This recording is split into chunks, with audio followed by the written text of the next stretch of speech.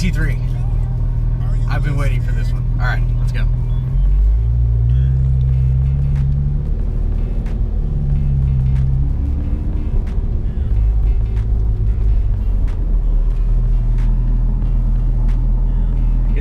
It's a bit noisy. A little bit noisy, kind of. And really, really low. I mean, ridiculously low. But right now we got it in comfort mode. It's a lot softer of a car than I was expecting it to be. Also, sorry for the shakiness of the camera. But just started PDK. We got the sport exhaust on. And wait in traffic. Yay. Because Tulsa at rush hour is fun. 2,000 years later. What do you think, interior wise?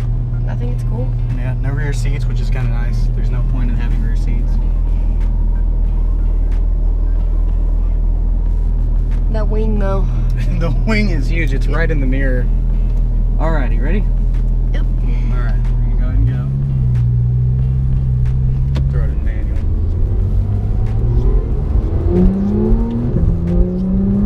Holy shit. I mean, There was like no throttle input there. Brand new Raptor. Those wheels look good. And there's also a car show going on. Maybe we could go. I got an idea. Let's go take this and put it in the car show, even though it's not ours. totally. Alright, let's do it. But yeah, this is kind of one of the options we're looking at. I've always wanted a GT3. This is my favorite 911 out there, besides the R. But the R is kind of unobtainable. Oh my god. Oh my god. Accident? No, but almost. I think I got it on camera. Nice. But yeah, it's kind of in sport mode, it's really rough. It's race set up, but it's not a race car. It's one of my least favorite sayings out there is it's a race car for the road.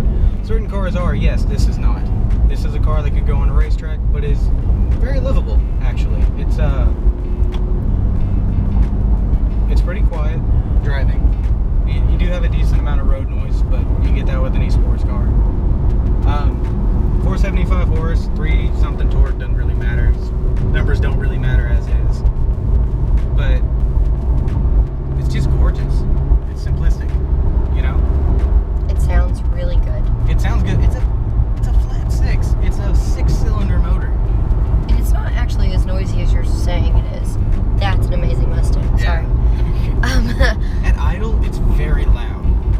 Idle is very loud. That's one of the cool things about Porsches, especially the GT3s, the GT4s, the GT cars themselves.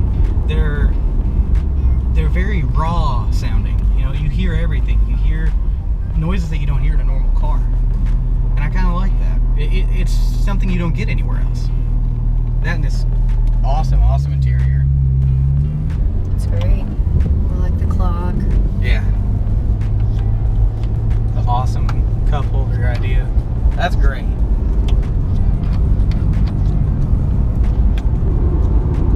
Is it fun? It's the most fun car I've ever driven, and I haven't driven it though. Compared to the R8, how? Compared to the R8, this is much closer to a GT350, and that's what I'm looking for. Okay. It's kind of difficult to compare those two cars. They're two totally different sectors. Of course. But it's in choosing a new car. it is, yeah. I mean, the salesman and I took this out before he let me drive it. Obviously, he wanted to make sure I'm not an idiot, which I guess he was wrong about because I'm a total idiot. But no, it's fun. I mean, we didn't do anything stupid, but it's confidence inspiring. This whole car, you don't feel out of control at all. I don't know. This is a terrific car. If you know anything about Porsche, their build quality is second to none. All the panel gaps and everything are the same throughout. They've got, at least last I read, their reliability is second only under Lexus, which is pretty awesome. But I'll show you a little area where we can actually get it going a little bit, you know. It is pretty bumpy, as you can tell from the camera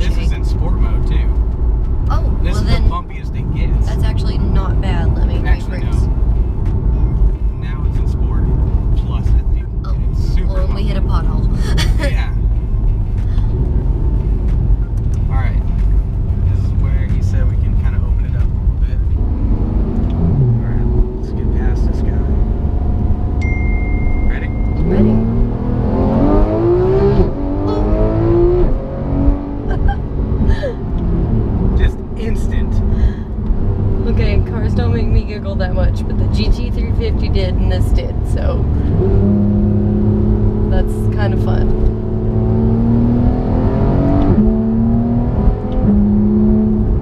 I mean, we're shifting at 4,500. This thing revs to 9,000 RPM. 9,000 RPM. A cop. Hello. Hi, officer. Hello, officer. We promised we were not doing over the speed limit. Really? We weren't doing that? Okay, I'm lying. We were doing a decent amount. It wasn't stupid, though. Don't let him lie.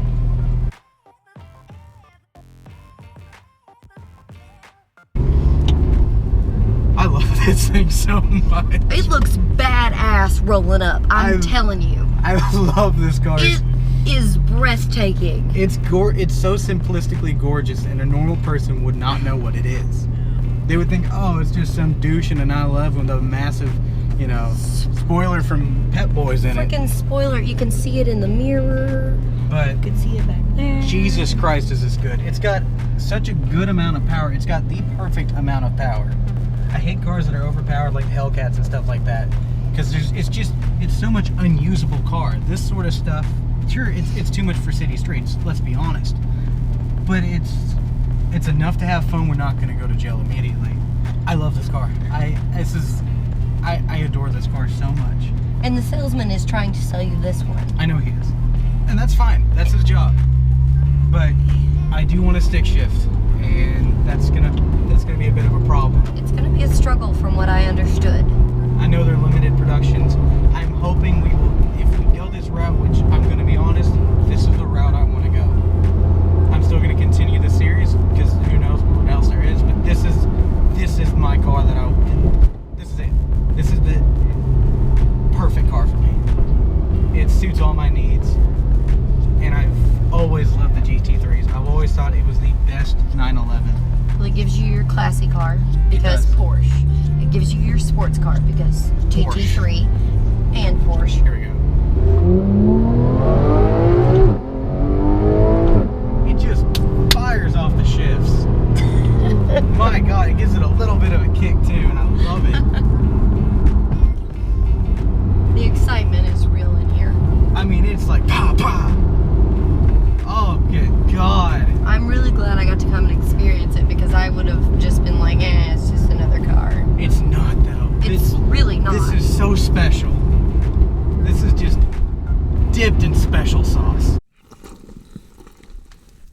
Is that like a downshift that makes it do that rumble? What, That growl. Yeah, that was two downshifts. Ready? 1, 2.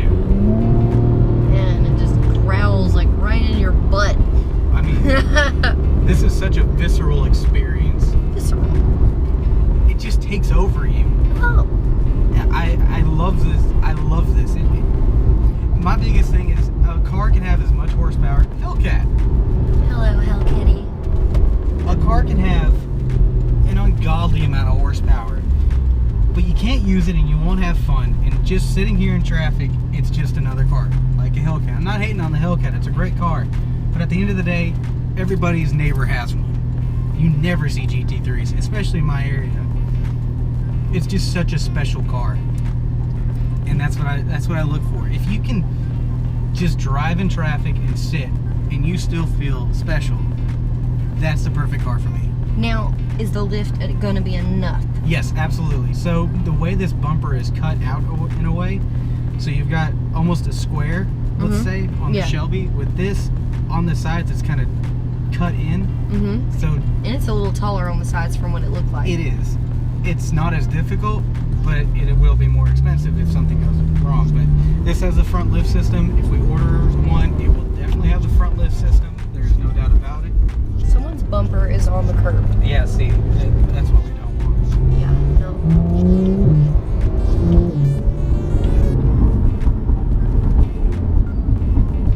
And again, thank you, Jackie Cooper. Yeah, Jackie Cooper Imports in Tulsa, Oklahoma. They do Mercedes, Porsche, Infiniti, Smart, Nissan, and Maserati. That's where we got our Panamera from. The guys there are just flawlessly amazing people. They know their stuff. Their service techs are the best I've ever seen, and I'm kind of particular about service technicians. The manager, Mr. Nazar, is the guy that makes everything, all these videos us here possible. So I'd like to really, really thank him. He's always been a wonderful gentleman and a scholar that I've had to deal with. And every time I come in, he always makes a point to say hi and ask me how I'm doing and how my family is, which I really appreciate. So if you're in the market for any sort of vehicle, it doesn't matter, pre-owned, whatever. This is actually where we sold my Shelby at. If it's still available, y'all should buy it. One owner, driven to church by an old lady on Sundays, that sort of deal. Yeah, Jackie Cooper Imports. Definitely look them up. Great, great, great dealership. If, dare I say, one of the best out there. So, and they're not going to screw you on price. They don't charge over sticker for any specialty car, which I very much appreciate. If you know, I've been looking for that 350R, if you've watched that video, and it's become such a pain that I want nothing to do with it. I will still keep looking. Right now, this is it. This is the car, by far. I can't praise this thing enough. It's that good of a car. I'm head over heels for this thing. And this stuff. Oh. Alcantara, yeah. This is a phenomenal car. I can't say enough good things about it. Would you like me to show the? That's okay. No. The sticker on it's 153. They're asking 140. This car has 8,600 miles on it. That's another thing about these GT3s. They do not depreciate at all. I thought I loved the R8, but I know I love the GT3. And at that, I hope you like this video. Thank you, Adrian, for videoing it, of course. All right. Thank you, guys. Bye. Appreciate you watching. Like and subscribe. Now, guys, I need to add a couple things to this video. I've had a couple days to think about it. After driving the GT3, now I've come to a couple realizations. There's a real big possibility that I won't be able to get a new GT3. It's my understanding from talking to a couple different dealerships that the way the allocation process works for these new GT3s is certain dealerships are allocated a specific amount of automatic or manual GT3s. Now, if I'm going to be doing this GT3, I do want a stick shift. I don't want to do a PDK, even though it is a fantastic transmission. It is amazing. It suits the car perfectly, but I'd rather have a stick shift. So, that's one issue. Another issue I'm having is it's a lot of car. I don't know if I'm ready for it, but at the same time, I think I am. There's one thing I've realized after driving the GT3, after driving some of the vehicles we've driven, some of which I can't tell you about because those are previous videos that I've done and I haven't edited them. After every single car that I've driven, the R8 V10 that we drove, looking at the GT350R, the Aston, one thing came to mind with those three vehicles, as well as every other vehicle we've driven, and that's, alright, well, let's take a look and see what else is out there. With the GT3, I don't want to see what else is out there. It's the one car that I can't stop thinking about. I mean, every single night I'm building a different configuration of the GT3. Trying to figure out, do I want carbon ceramics? Do I want the racing buckets? Because I don't know if I fit in there or not, because I'm fat. But certain cars leave a mark on you. And that left a real big mark on me. One option I have is, if I can't get a new one, I'm going to wait until the 991.1s or the 991s decrease in value, because once the new ones come in, all the owners that ordered 991.2s are going to be trading off their cars, or at least a decent amount of them. So they're going to saturate the market and prices are going to come down. Because I was looking at one that's identically spec'd to how I want. It's a 2016, and there's a $10,000 difference between ordering a brand new one and that one. And at this price range, there's 10 grand isn't a whole lot. But I don't know. Something with that car just stuck to me, man. Like, I've never smiled so much being in a vehicle. But I want to hear what you think. I know this is probably not going to please a lot of my followers, all 42 of them. Thank y'all, by the way. A lot of people want me to go big power, like a Hellcat or a Demon. I'll still try and find a Hellcat to drive. Demon, that'll be a different video. We'll talk all about the Demon in another video, but let me know what you think about this GT3. As of right now, July 20th, 2017, that's the car I'm going to go for. To let you in on a little secret, I told them to give me an allocation for a stick shift. Do with that information what you will. You guys take care. Thank you for watching. Please subscribe and follow. Catch you later. You're the light that stopped me, just